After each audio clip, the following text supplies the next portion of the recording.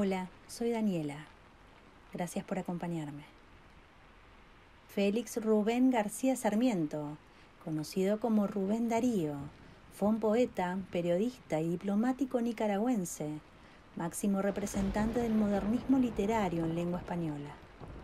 Es, quizá, el poeta que ha tenido una mayor y más duradera influencia en la poesía del siglo XX, en el ámbito hispano, y por ello es llamado Príncipe de las Letras Castellanas. Entre los primeros libros que menciona haber leído están El Quijote, las obras de Moratín, Las Mil y Una Noches, la Biblia, los oficios de Cicerón y la Corina de Madame de Staël. Pronto empezó también a escribir sus primeros versos. Se conserva un soneto escrito por él en 1879 y publicó por primera vez en un periódico poco después de cumplir los 13. Se trató de la elegía Una lágrima, que apareció en el diario El Termómetro el 26 de julio de 1880. Más adelante, se interesó mucho por la obra de Víctor Hugo, que tendría una influencia determinante en su labor poética. Este cuento relata la historia de un fraile que, poseído por el demonio de la curiosidad, se obsesiona con una cámara fotográfica, con la cual intenta retratar nada menos que el Espíritu de Dios. La palabra Verónica, que significa imagen verdadera, proviene del latín verum, verdadero, y el griego eikon, imagen. Hoy escucharemos Verónica, de Rubén Darío.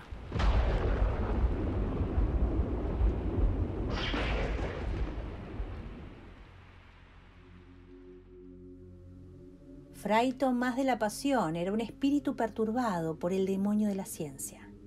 Flaco, anguloso, nervioso, pálido, dividía sus horas del convento entre la oración, la disciplina y el laboratorio. Había estudiado las ciencias ocultas antiguas, nombraba con cierto énfasis en las conversaciones del refectorio a Paracelso y Alberto el Grande, y admiraba a ese otro fraile, Schwartz, que nos hizo el favor de mezclar el salitre con el azufre. Por la ciencia había llegado hasta penetrar en ciertas iniciaciones astrológicas y quirománticas. Ella les desviaba de la contemplación y del espíritu de la escritura. En su alma estaba el mal de la curiosidad. La oración misma era olvidada con frecuencia, cuando algún experimento le mantenía caviloso y febril. Llegó hasta pretender probar sus facultades de saorí y los efectos de la magia blanca. No había duda de que estaba en gran peligro su alma, a causa de su sed de saber y de su olvido de que la ciencia constituye sencillamente, en el principio, el arma de la serpiente, en el fin, la esencial potencia del anticristo. ¡Oh, ignorancia feliz, santa ignorancia! Fray Tomás de la Pasión no comprendía tu celeste virtud, que pone un especial nimbo a ciertos mínimos siervos de Dios, entre los esplendores místicos y milagrosos de las hagiografías. Los doctores explican y comentan altamente, como ante los ojos del Espíritu Santo, las almas de amor son de modo mayor glorificadas que las almas de entendimiento.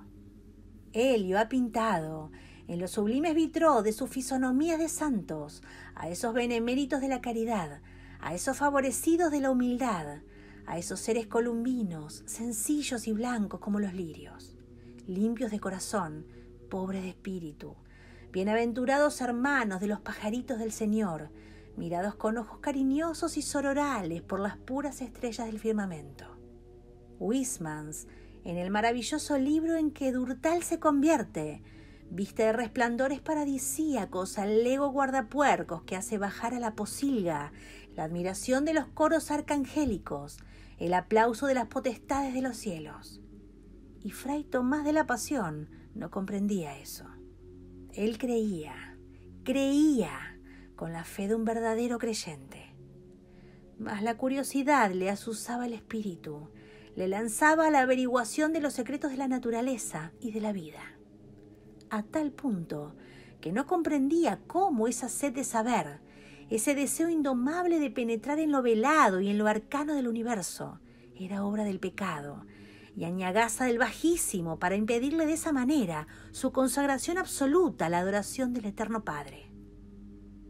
Llegó a manos de Fray Tomás un periódico en que se hablaba detalladamente del descubrimiento del alemán doctor Röntgen, quien había encontrado la manera de fotografiar a través de los cuerpos opacos. Supo lo que era el tubo Crux, la luz catódica, el rayo X. Vio el facsímil de una mano cuya anatomía se transparentaba claramente y la figura patente de objetos retratados entre cajas bien cerradas. No pudo desde ese instante estar tranquilo. ¿Cómo podría él encontrar un aparato como los aparatos de aquellos sabios? ¿Cómo podría realizar en su convento las 1000 cosas que se amontonaban en su enferma imaginación? En las horas de los rezos y de los cantos, notábanle todos los otros miembros de la comunidad, ya meditabundo, ya agitado como por súbitos sobresaltos, ya con la faz encendida por repentinas llamas de sangre, ya con los ojos como extáticos, fijos en el cielo o clavados en la tierra.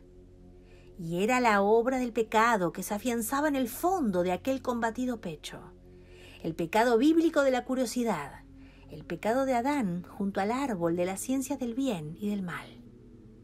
Múltiples ideas se agolpaban a la mente del religioso, que no encontraba la manera de adquirir los preciosos aparatos.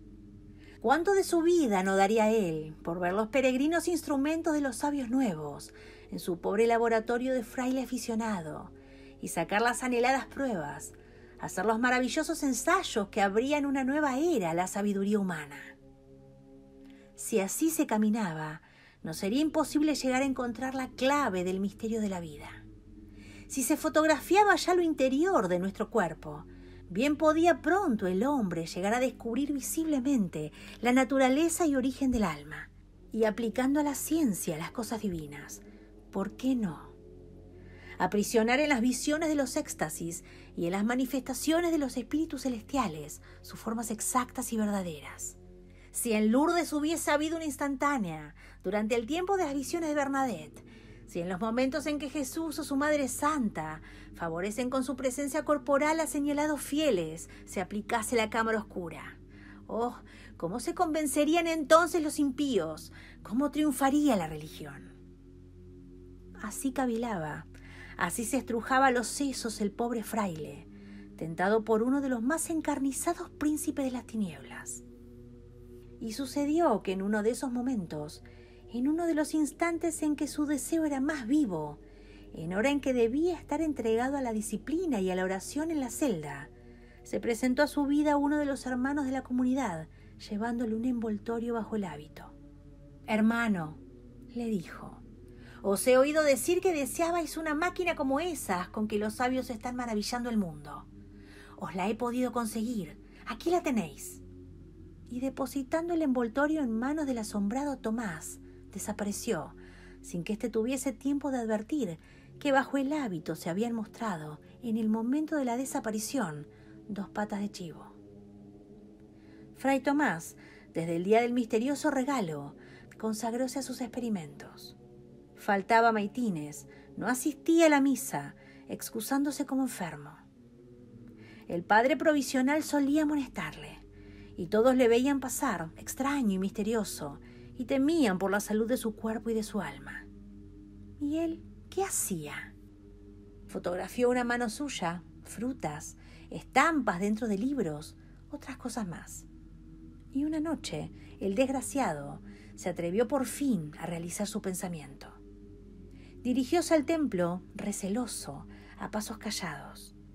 Penetró en la nave principal y se dirigió al altar que, a la luz de una triste lámpara de aceite, se hallaba expuesto el Santísimo Sacramento.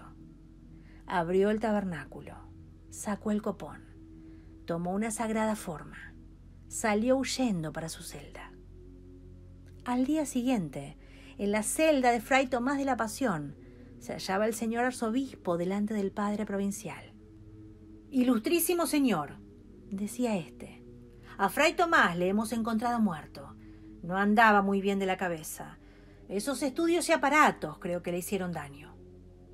«¿Ha visto su reverencia esto?», dijo su señoría ilustrísima, mostrándole una placa fotográfica que recogió del suelo y en la cual se hallaba, con los brazos desclavados y una terrible mirada en los divinos ojos, la imagen de nuestro Señor Jesucristo.